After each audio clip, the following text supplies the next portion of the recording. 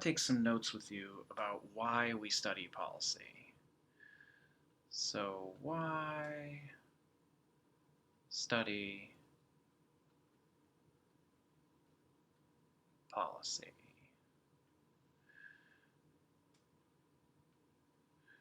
Now, analysts will study policy for slightly different reasons than um, academics.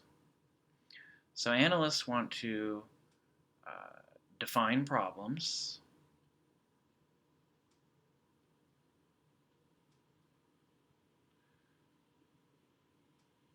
assess the alternatives to the alternative solutions um, to public policy. So assess alternatives.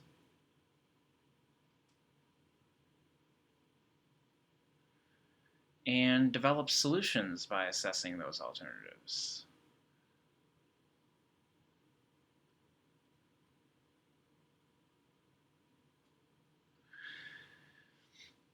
And so analysts are concerned with defining problems, assessing alternatives, policy alternatives. So what is the best policy to address that problem, and proposing a solution. When you read the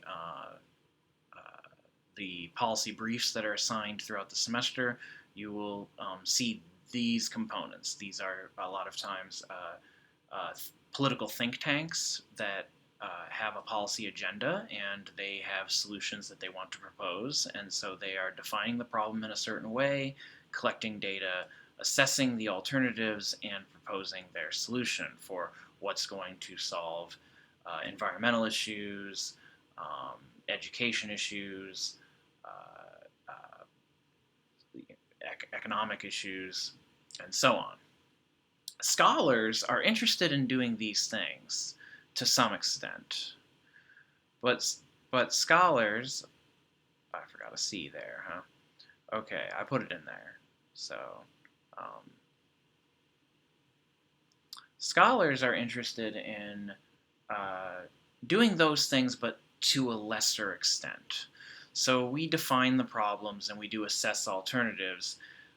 And to some extent, scholars will propose solutions, but scholars are more interested as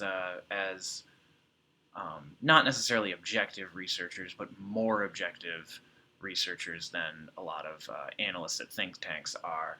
Scholars are interested in advancing knowledge,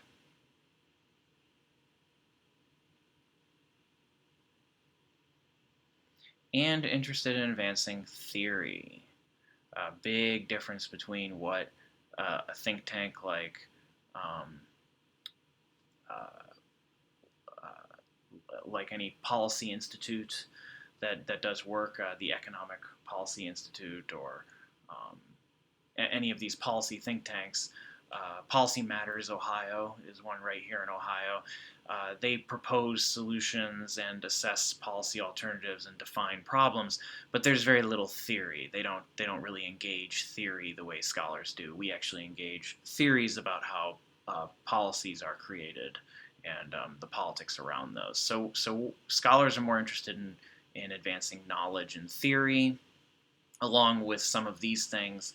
Analysts at think tanks and uh, uh, are analysts at think tanks are um, more likely to want to propose a solution that they see as appropriate.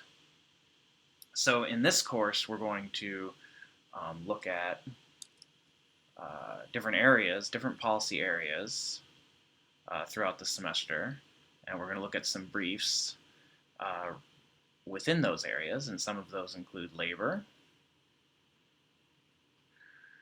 So this would be right to work, unions, maybe unemployment. It doesn't have to be a union and collective bargaining related. Minimum wage would be a labor issue, and so there's a lot of policy briefs out there, or a lot of research out there about the effect of raising the minimum wage, because some municipalities are deciding that we need to raise the minimum wage for for low-wage workers, but what kind of economic effect does that have? Does that drive up unemployment? Does that decrease poverty? What are the positives and negatives of doing that? And what are the short-term and long-term effects? So that's also, a lot of labor issues are also economic, and so those things are also economic issues. Um, uh, Relating to local budgets and job growth and things like that. And then, of course, there's healthcare issues.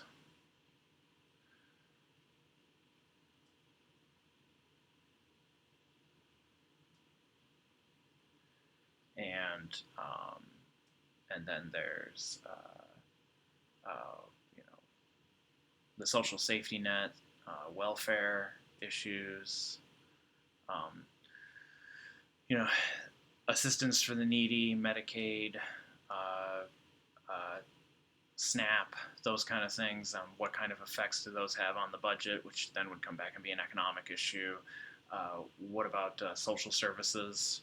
Um, Social services like public transportation, all kinds of things that can go into that category. The welfare of the citizens. And then, of course, education. We'll be talking about education issues. Um, what I'm finding out is writing with a stylus is not as easy as I was hoping. Uh, Standardized testing would fall under an education issue. Are we testing our students too much? Does standardized testing actually help determine anything about a student's ability? Uh, and what kind of incentives are we creating when we then have standardized testing decide how much funding a school gets, or what kind of raises the teachers get? Speaking of that, merit pay. A lot of we'll be reading this semester about merit pay for school teachers. Is that a good policy or a bad policy? Does that motivate teachers to work harder, or does it create poor incentives for teachers to lie on the standardized tests, or give out a lot of A's, or however the merit measure is?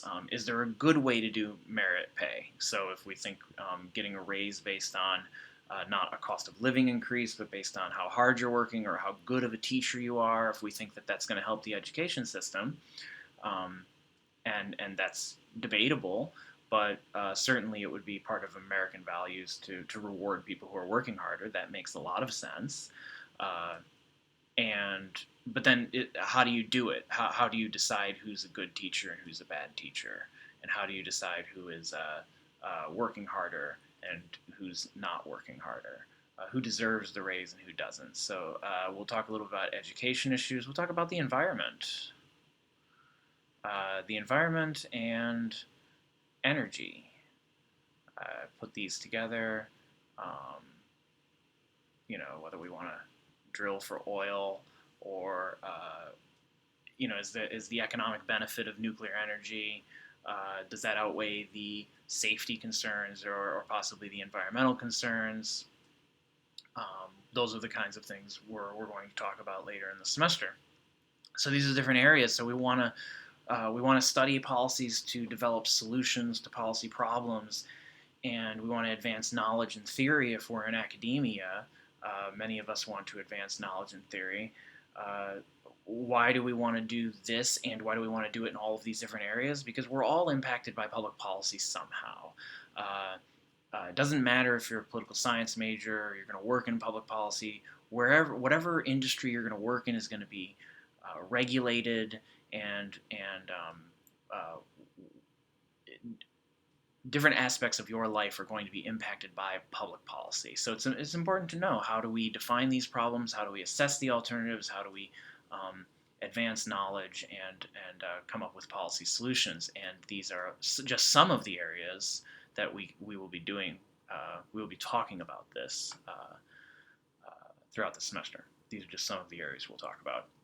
And one really good maybe altruistic reason for studying public policy is that we can improve citizen engagement. If the citizens understand the consequences of certain policies, then we can persuade people to get more involved in in elections and serving in government roles, and we can be a higher functioning democracy if we engage citizens with good policy issues and policy solutions.